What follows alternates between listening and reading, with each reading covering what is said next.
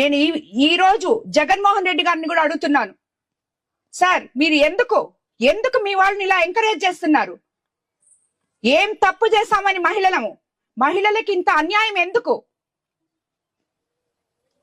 మీరు మీ ఇంట్లో వాళ్ళని అంటే మీరు ఊరుకుంటారా?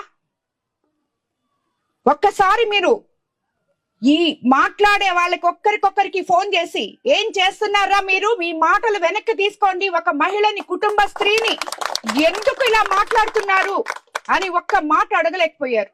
ఈ రోజు రాష్ట్రమంతా, దేశమంతా నా వైపు ఉంది, నాతో ఉంది. అందుకు కారణం తెలుగుదేశం పార్టీ నాయకత్వం, ఎంతో పటిష్టమైన నాయకత్వం, ఉమ్మడి ప్రభుత్వం.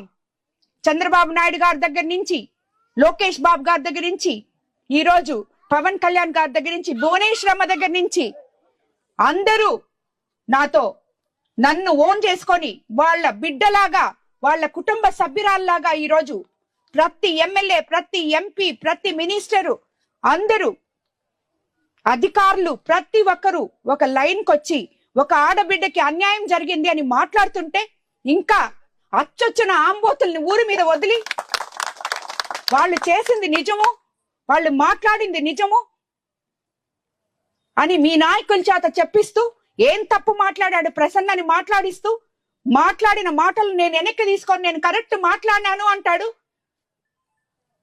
మనుషులు మాట్లాడే మాటలకైతే నేను బాధపడతా, పశువులు మాట్లాడే మాటలకి నేను ఏ రోజు భయపడను.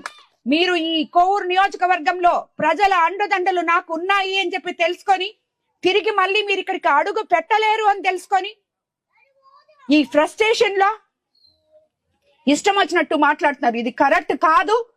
ఏ మహిళా నాయకురాలు తిరిగి ఈరోజు సభ్య సమాజం తలదించుకునేటట్టు మీరు మాట్లాడిన మాటలకి ఎవ్వరు కూడా దీన్ని హర్షించరు.